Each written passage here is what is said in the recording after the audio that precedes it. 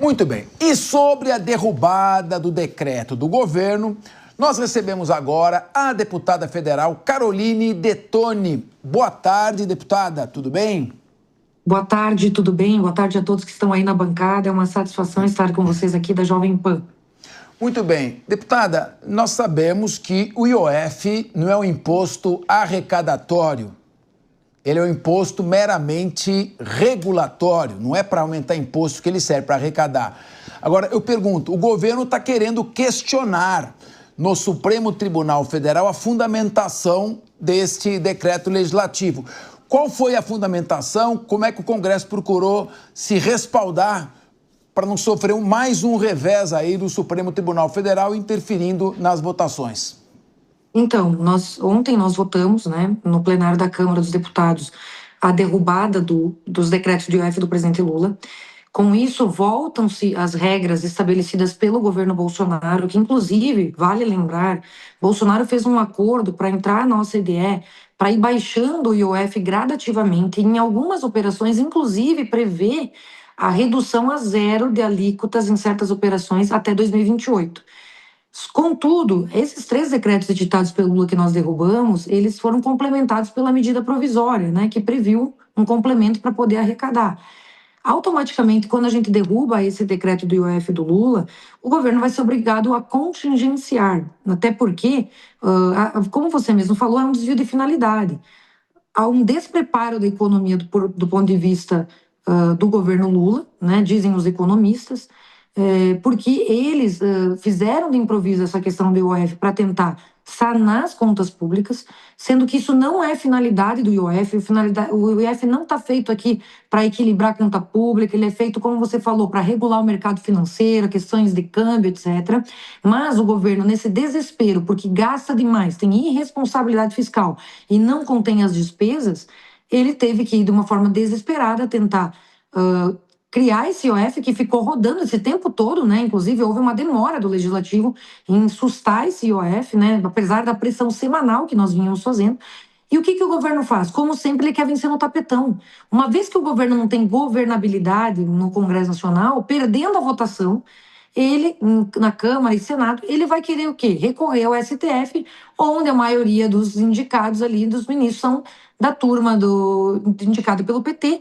E, infelizmente, a gente vê que o Lula tem ganho esses tipos de ações, como aconteceu na prorrogação da exoneração, da isenção da folha de pagamento. Vocês devem lembrar bem que nós votamos na Câmara, no Senado, derrubamos o veto para prorrogar a isenção da folha do pagamento para mais 17 setores importantes da economia. O Lula peticionou para o Supremo na época, o ministro Zanin, então, que uma vez foi seu advogado pessoal, mandou que nós legislássemos em sentido contrário da vontade do Congresso Nacional, sob pena de fazer por decisão monocrática via Supremo Tribunal Federal. Ou seja, isso é uma afronta ao princípio de separação dos poderes, da democracia e da soberania do Congresso Nacional. Porque nós sabemos que, pelos freios e contrapesos da Constituição, a vontade do Congresso deve ser soberana. Mas, infelizmente, quando a gente tem um governante como o Lula, que não respeita a democracia, a gente vê que acaba que o STF hoje virou uma turma de advogados do partido e do Lula, e do governo, o que é muito triste para o Brasil, o que não só está acontecendo em termos de economia, mas que promete aí criar grandes entraves à liberdade de expressão, à liberdade jornalística e à liberdade parlamentar para o próximo ano, com a derrubada do artigo 19 do Marco Civil da Internet também, que é outro tema importantíssimo e que pouca gente está falando, que é responsabilizar as plataformas pelo conteúdo dos usuários, fazendo com que elas provavelmente deixem o país, como tem sido a visão que elas têm passado para nós. Então, são uma série de consequências que, infelizmente, esses abusos do Supremo têm que ser contidos e o Senado permanece omisso, infelizmente. Nós estamos conversando aqui com a deputada federal Caroline Detoni, do PL de Santa Catarina, líder da minoria na Câmara dos Deputados, e que foi também presidente da Comissão de Constituição e Justiça daquela casa. Deputada, vamos admitir a possibilidade, não tão improvável assim, do Supremo Tribunal Federal derrubar o decreto legislativo que sustou os efeitos do aumento do IOF. Como ficará o clima, o ambiente entre o governo e a Câmara dos Deputados, por exemplo, da qual a senhora faz parte?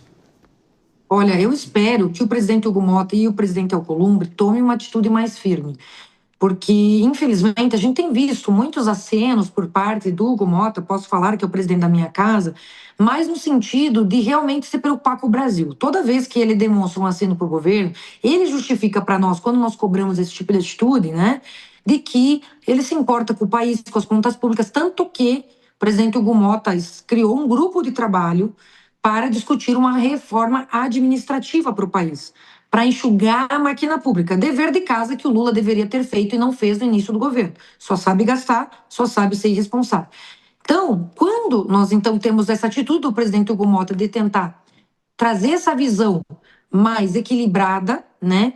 Ele fez esse aceno mantendo aí por algumas semanas o IOF, o que deu uma baita arrecadação para o governo, mas não foi suficiente, tanto que agora o governo vai ter que contingenciar. E aí a gente vê absurdos sendo comentados, como a Gleisi Hoffmann, né, de dizer que vai ter que contingenciar emendas parlamentares para poder dar conta do orçamento, quando na verdade o Brasil já teve em outras crises econômicas e as emendas parlamentares nunca foram contingenciadas. O problema não é a questão do IOF, o problema é a irresponsabilidade fiscal mesmo. Mas, no caso do Ramagem, infelizmente, o presidente Hugo Motta deu uma sinalização, botando em votação, para manter a sustação do processo de investigação, o Supremo derrubou a decisão e o presidente Hugo Motta não teve outra atitude. Em conversa com o presidente Hugo Motta, numa reunião de oposição que tivemos há 1 ou 2 semanas atrás, eu sugeri a ele que regulamente o artigo 49, inciso 11 da Constituição Federal, que diz o seguinte: cumpre ao Congresso Nacional zelar pela sua competência normativa em face dos demais poderes. Isso significa, eu falei para o presidente Hugo Motta, que se o Supremo Tribunal Federal quiser olvidar a vontade do Congresso Nacional, seja com o caso da prorrogação da exoneração da folha do pagamento, seja no caso aí do IOF, nós temos que ter uma figura dentro do parlamento, tem que regulamentar o artigo, inciso 11, artigo 49, para dizer o seguinte: não, Congresso é soberano, vamos sustar a decisão judicial, porque hoje a gente não pode sustar a decisão judicial. Nós não temos um instrumento interno dentro da Câmara dos Deputados que possibilite sustar uma decisão judicial, como ocorre em alguns casos nos Estados Unidos, que existe essa possibilidade. Então, se nós criarmos a figura do PDL para não só assustar medidas do Executivo, mas também do Judiciário, tenho certeza. E eu falei que o poder da presidência, não é que o Hugo Motta é o Alcolumbre apenas, presidência da Câmara, presidência do Senado, de onde emana a vontade popular, de onde emana o poder do povo brasileiro, como diz a Constituição, seja respeitada, que é isso que está precisando no nosso país. Então, fiz essa sugestão para ele ficou de analisar, né? Como teve a festa junina, as festas juninas no Nordeste essa semana, nós tivemos sessão remota ontem, conseguimos votar remotamente a questão do IOF, assim como a do imposto de renda, mas vou cobrar novamente essa postura, porque nós não podemos deixar que a vontade dos mais de 200 milhões de brasileiros seja deslegitimada e apenas 11 ministros decidam tudo no Brasil, né? Essa é a nossa posição. Então vamos cobrar sim uma posição mais firme por parte dos presidentes das casas com relação ao IOF, caso seja derrubado por decisão judicial, o que eu entendo que é uma medida de tapetão. É um tapetão que querem dar na vontade do Congresso. Agora, deputada, de acordo com a lei do arcabouço fiscal, as despesas não podem crescer mais de 2,5% acima da inflação. Ou seja, mesmo que seja aumentada a arrecadação, as despesas não podem ter este crescimento. Qual seria a consequência se o governo não conseguir parar o crescimento das contas públicas em desacordo com a lei do arcabouço fiscal e se o governo, ao desconsiderar as despesas com pagamento de precatórios na relação dos débitos fiscais, se isso não implicaria alguma forma de pedalada? Com certeza, nós já entendemos que o governo praticou vários tipos de pedalada. Quando você vai ver, por exemplo, um caso que eu denunciei na Câmara dos Deputados, do programa Pé de Meia, onde o governo não tinha orçamento para fazer o pagamento para os adolescentes do programa, e aí, sendo a Caixa Econômica Federal a agenciadora, né, do programa para o governo, e o governo diz o seguinte: não, dou uma ordem para que você pague o programa, mesmo não tendo verba na minha conta. A Caixa tem a lei da responsabilidade fiscal, veda que a Caixa Econômica, por exemplo, faça uma operação de crédito financiando o programa social. E isso aconteceu no caso do programa Pé de Meia. TCU denunciou no acórdão, no meio do acórdão, e na finalização do acórdão, os membros do TCU, simplesmente os técnicos, foram muito leves, né? Suavizando um pouco para o governo, porque eu acho que devem entender o clima de que não há um clima para impeachment, mas foi feita uma pedalada já nesse programa. Eu entendo que existem outras pedaladas sendo feitas. Por exemplo, quando você cria fundos privados para a gestão de catástrofe, para a gestão de qualquer questão pública, isso foge do orçamento principal, são despesas fora do orçamento, ou seja, o exemplo que você mesmo disse, ou seja, deixa fora do orçamento precatórios, deixa fora do orçamento isso e aquilo, para tentar dar uma maquiagem para as contas públicas, para fingir que está cumprindo as metas fiscais. Você vê que é uma série de pedaladas. Mas a gente sabe que para poder cometer um crime de responsabilidade, não basta só o crime de responsabilidade, tem que ter clima político, tem que ter vontade política para fazer o impeachment. E nós entendemos, nós começamos a perceber no início desse ano, como oposição, que a gente sempre bateu na tecla do impeachment do Lula por conta dos gastos excessivos, da irresponsabilidade, da gastança generalizada, da falta de preocupação com despesa. O governo só fala em receita, o Haddad só pensa em receita e não pensa em contenção de despesa. Isso é um absurdo, isso é de um amadorismo econômico profundo, né? Mas a gente percebeu que, infelizmente, os partidos de centro dão sustentação a esse governo e não queriam, naquele momento, fazer um processo de impeachment. E agora, nós já estamos praticamente no segundo semestre do ano que vem é ano eleitoral, nós acreditamos que vai ser muito difícil desse clima político acontecer. Por nós, oposição, já teria acontecido. Mas vocês entendem, né, Fernando Capês e bancada no geral, de que não depende só da vontade da oposição, nós somos só 120 deputados. Nós queremos, sim, impeachment do Lula, nós queremos que o Lula nem fosse candidato, nem seria presidente para nós, mas infelizmente o Brasil acontece isso, né? As decisões judiciais aí tornaram ele candidato, aí ele se tornou o presidente, e hoje nós temos essa bomba fiscal, que, como disse a própria ministra do Lula, Simone Tebet, quem pegar o país em 2027 não vai conseguir governar. Tamanha o aumento dos gastos primários, dos programas sociais e tudo mais, contas obrigatórias, e não vai ter orçamento para isso. E o Haddad só quer arrecadar, não vendo que vai chegar um momento que a classe média e toda a sociedade não aguenta mais pagar a conta do desgoverno e da gastança generalizada. Deputada Caroline Detoni, muito obrigado, parabéns pelo seu trabalho, obrigado pelo seu tempo aqui com Linha de Frente da Jovem Pan. Obrigado a todos, um grande abraço. Muito bem, vamos começar aqui. Meu querido Ricardo Rous, nós no Brasil queremos sempre fazer o telhado antes do alicerce, né? Quer consertar o ensino superior antes de fazer o ensino fundamental melhorar.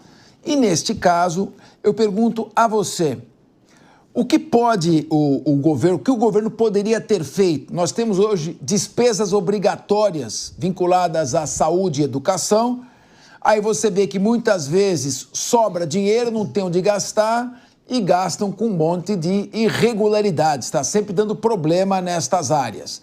Tem vinculação do salário mínimo às despesas da Previdência Social, tem subsídios, tem muitas coisas e super salários também. Muita coisa que deveria ser revista na reforma administrativa e não é. O governo peca ao ficar aumentando o imposto, penalizando a sociedade antes de fazer esse dever de casa. Como você analisa essa situação? Boa tarde, Capês. Boa tarde, meus colegas aqui de bancada. Boa tarde a toda a audiência da Jovem Pan no Brasil e do mundo. Acho que nós ouvimos já a deputada Caroline Detoni falar um pouco aqui de alguns pontos, inclusive, que podiam ser feitos pelo governo. Acho que você elencou alguns pontos que, na minha opinião, o governo poderia fazer bem antes de querer aumentar impostos no Brasil, que foi isso que o Congresso barrou ontem. Não tem espaço mais para o cidadão brasileiro pagar mais impostos, seja lá da forma que for. O governo precisa, e é uma coisa que o ministro Fernando Haddad, o presidente Lula, precisa entender. Acho difícil, mas vamos lá. Corte de gastos, ajuste fiscal, tem que ser feito de forma séria. Se não for, que é exatamente o que a deputada falou aqui para a nossa audiência agora, o ministro Haddad está pensando e falando e se comunicando apenas em aumentar a arrecadação, aumentar impostos. Agora, o Congresso conseguiu segurar momentaneamente esse aumento do IOF, que é uma derrubada de um decreto presidencial que não acontece desde 1992, ou seja, foi uma derrota brutal brutal do governo Lula no Congresso Nacional ontem. Foi uma vitória do povo brasileiro que não aguenta, não pode e não vai mais pagar impostos. Então o governo precisa entender de uma vez por todas que não dá para arrecadar mais através de aumento de tributos no Brasil. Ele tem que cortar gastos, seja das emendas parlamentares, dos super salários e de uma série de outros caminhos que nós temos que caminhar, que trilhar antes dessa lógica insana que o governo insiste, que o ministro Haddad insiste, de aumento de tributo no Brasil. Nós não temos uma condição de fazer isso. Enfim, tem um caminho muito longo. Essa derrota do governo Lula ontem no Congresso demonstra a fraqueza do Executivo. Agora ele vai apelar ao Judiciário e dentro do próprio governo tem ministros que não concordam em recorrer ao Judiciário para tentar ganhar no tapetão isso, mas acho que pela fala da deputada Caroline Detoni aqui no Linha de Frente hoje vai ser importante pela sugestão que ela deu, que é um caminho importante, ter um mecanismo no Legislativo, o poder de fato que representa a população, para poder eventualmente brecar alguns abusos, algumas decisões monocráticas que podem eventualmente vir do Supremo Tribunal Federal, Capês. João Belutti, todo mundo gosta de um governo assistencialista. Quem não gosta, por exemplo, do pai que vai dando tudo que o filho pede? O filho vai gostar. Agora, e quando o pai está se afundando em dívidas para fazer todos os gostos ou necessidades da sua família, quando ele deveria ser mais responsável e não se endividar tanto? Você não acha que o governo deveria dar um exemplo nessa área de contenção de despesas e fazer uma reforma administrativa, em vez de ficar transformando, deturpando o IOF no imposto de mera arrecadação? Eu queria te ouvir, porque eu sei que você às vezes fica indignado com essas coisas, e não é para menos. Já a Mônica Rosenberg, não. Está esperando você falar para vir com 10 pedras na mão em cima da gente. Mas não tem problema, não. Queria te ouvir primeiro. Boa tarde, Capês, todos os colegas e amigos aqui da bancada e toda a audiência. Realmente, o governo Lula não sinaliza em momento algum corte de gastos, nem contenção de despesas, muito menos reforma administrativa, nada nesse sentido. E a deputada Carolina Detoni colocou de forma bastante acertada que o governo Lula ele já espera as derrotas e já acha natural o tapetão, que é recorrer ao Supremo para impor a sua decisão sobre a Casa do Povo, que é o Legislativo. O Legislativo escolheu, não, governo Lula, chega de impostos, o Brasil não aguenta mais pagar impostos. Aí o Lula já sinaliza, o Haddad, o governo Lula, que vão recorrer ao Supremo para que volte a decisão, ou seja, a mensagem para a sociedade não podia estar mais clara. O governo Lula quer aumentar impostos e se o Congresso, que são os representantes eleitos, barrarem, ele vai recorrer para o tribunal, onde tem alguma simpatia, vamos colocar assim, pelo Lula e costuma dar as decisões. É bastante lamentável toda essa situação. A gente teve a reforma tributária recente, que na prática vai aumentar impostos, vai ter o maior IVA do mundo, e agora o governo Lula usa o IOF, que nem seria para reequilíbrio de contas, mas busca a todo instante uma nova tributação, algo novo, e isso acaba, na minha visão, Capês, tirando um pouco o foco de outros temas. O Congresso se debruçou acertadamente sobre o tema, mas essa questão do IOF me chamou muita atenção, que ela acabou deixando de lado outros temas muito importantes ali no Congresso, como a própria anistia, que praticamente esfriou. Mas assim, que bom que a própria base do Lula, grande parte ali do Centrão, aderiu à tese de que não aguenta mais impostos. O Lula e o Haddad que se virem para cortar gastos e aprovar uma reforma administrativa. Mas a reforma administrativa, Capês, ela tem que mexer na alta cúpula, na alta prateleira do funcionalato público, não na parte de baixo, que já é bastante penalizada. Tem que ser nessas grandes aposentadorias, enfim, esses grandes caciques aí que mandam no poder no Brasil, Capês. Muito bem. Mônica Rosenberg, você aí tá querendo que o governo continue gastando, não estou te entendendo. Por que você gesticulava tanto enquanto o Belutti falava? Você fica entrando em atrito com ele? Capês, não é porque eu estou sentada na extrema esquerda aqui da bancada hoje que eu vou defender pautas ideológicas de esquerda, populistas, assistencialistas e esse excesso de gastança. Muito pelo contrário. Sabemos, sim, que o governo brasileiro gasta muito e gasta muito mal, gasta errado, e é consenso aqui na mesa que o único caminho para melhorar as contas públicas e fazer um equilíbrio real é cortar gastos. Agora, o que eu estava gesticulando em relação ao Belutti é que, além da questão do tapetão e da questão de que não adianta discutir no STF, tem coisas, a gente fica falando aí de reforma administrativa, a gente fica falando de caminhos, mas ninguém fala de cortar emendas. Gente, não se enganem, por trás desta derrota tem ainda a discussão sobre as emendas, tem ainda uma demonstração de forças, porque sim, o governo Lula está enfraquecido, as pesquisas mostram que eles estão fracos, e é por isso que o Legislativo está crescendo as asinhas aí, dizendo, ó, vai perder. E, gente, perderam um projeto que estava negociado, não é que foi um projeto enfiado goela abaixo do Legislativo. Já tinha havido 2 alterações nesse projeto, ele já tinha sido negociado e ainda assim foi derrotado pelo Legislativo. Por quê? Porque eles querem mostrar que estão fortes, que estão cientes dos seus poderes aí e que vão brigar. A briga, no fundo, é pelas emendas. Precisa cortar as emendas. E a última coisa que eu quero abordar é o argumento da OCDE. Gente, pelo amor de Deus.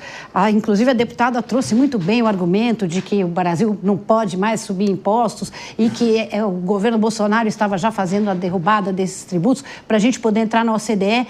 Em outubro, o Brasil tem que prestar um novo relatório à OCDE. E a OCDE trouxe 2 exigências, ambas em relação ao fortalecimento do combate à corrupção. Nós precisamos tomar medidas que fortaleçam o monitoramento, que fortaleçam a punição, que melhorem a transparência. E aí o argumento vem esse do tributo. Senhores congressistas, mexam então nas exigências que a OCDE colocou. Se este é o critério, há muito a ser feito ainda no Congresso para que a gente possa voltar a falar e entrar na OCDE. Não estou vendo nada disso ser discutido. Pois é, o Rodolfo Maris, mas será que o Congresso vai fazer isso aí? Porque é muito demorado, isso aí tem que partir do governo. Poder Executivo que tem que, através do Ministério da Fazenda, levar suas pautas, organizar a sua maioria, trabalhar com o seu líder de governo na Câmara e no Senado para aprovar uma reforma administrativa. O governo que foi eleito para administrar. Não cabe ao Congresso Nacional fazer o trabalho dele. Agora, enquanto o governo não propõe uma pauta construtiva na reforma administrativa, enquanto não consegue conter os seus gastos, o que você acha? Aumentar um imposto que não serve para arrecadar tributos. IOF é um imposto extrafiscal. IOF é um imposto que não está sujeito à anualidade. Ele tem vigência imediata, justamente porque ele é feito para regular o aumento do crédito, a diminuição do crédito, estimular a importação, aumentar a importação, aumentar a exportação, controlar gasto no exterior ou não. Agora, quando você desnatura um imposto como esse, eu queria saber o que esse coração valente sente quando se trata de uma situação como essa. Boa tarde, Capês. Boa tarde, meus amigos de bancada que nos assistem. Obrigado pela audiência. Sente um mais profundo endurecimento desse coraçãozinho aqui, baseado na tristeza do nosso país, Capês. Essa é a resposta. O IOF, que estava quietinho lá na dele, né, sem ninguém mexer, teve aí uma reviravolta em sua vida. E agora, no Congresso, as 2 casas unindo forças, a Casa Maior e a Casa Menor, o Senado e a Câmara dos Deputados, resolveram aí dar fim nesse decreto presidencial, mostrando uma queda de braço gigantesca do Legislativo com o Executivo e o Executivo recorrendo ao Judiciário, porque tudo que o Executivo demanda é pedir forças lá para o Judiciário. É uma pena que nós estejamos vendo isso, Capês, um cenário caótico aqui no nosso país. Nós sempre reforçamos aqui sobre o Lula 1, Lula 2 e a catástrofe financeira que está sendo esse governo Lula 3. De fato, aumentar os ministérios para 39 não foi uma boa saída, tendo Lula aí como grande protagonista, até quando o Haddad vai dar suas declarações, mesmo sem o presidente da República vir à parte saber, ele sai em sua defesa. E saiu em defesa dele no mês passado nas suas declarações sobre o IOF e tomou uma invertida agora do Alcolumbre e também do Hugo Mota. Resta saber como que vai ficar o bolso do cidadão em relação a tudo isso, porque se não tem esse imposto, daqui a pouco eles estão mirando em outro imposto e vai acabar caindo no bolso do cidadão brasileiro, que somos nós. Pois é, o Ricardo Rosso, queria fazer uma pergunta a você com o comentário do João Belutti. O problema do governo é que no momento em que você está com uma pauta assistencialista, que a gente até acha que uma parte vulnerável da população que merece, mas quando você foca na pauta assistencialista e larga a mão da pauta econômica, ocorre inflação, falta de alimentos, aumento de preço, então você dá com uma mão e tira com a outra. Queria fazer uma pergunta a você. Será que o governo não ficou muito empolgado com logo depois do 8 de janeiro, em que o governo ficou como o salvador da democracia, o salvador dos Yanomamis, o salvador da Amazônia, a coqueluche da Europa, o governo Biden, que é um governo totalmente esquerdista, com sérios problemas, apoiando indistintamente, irrestritamente o governo. Você não acha que o governo ficou muito empolgado e esqueceu da administração, da gestão?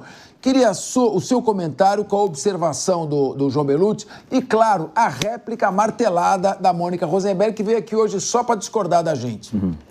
Capês, o melhor projeto social que existe é emprego.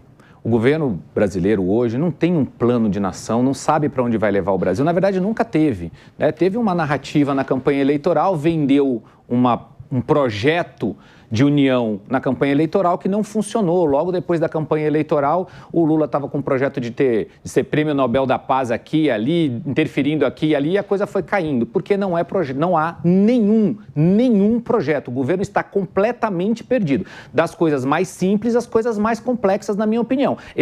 Essa proposta do IOF é um grande exemplo sobre isso. Não vai ter, aí apresentou de um jeito, aí voltou atrás no mesmo dia, porque houve uma pressão social, e agora tomou uma invertida brutal do Congresso Nacional. É tão brutal que não acontecia desde 1992. A última vez que o Congresso derrubou um decreto foi na época do Collor, e logo depois o Collor sofreu impeachment. Ou seja, a situação está tão complicada que o Congresso Nacional percebeu que o governo é fraco e está indo para cima do governo. Só que, infelizmente, uma boa parte do Congresso do jeito errado, para tentar executar o orçamento federal, que é isso que parte do Congresso Nacional, que é emenda, emenda e emenda. E isso também é um problema gigantesco para o país.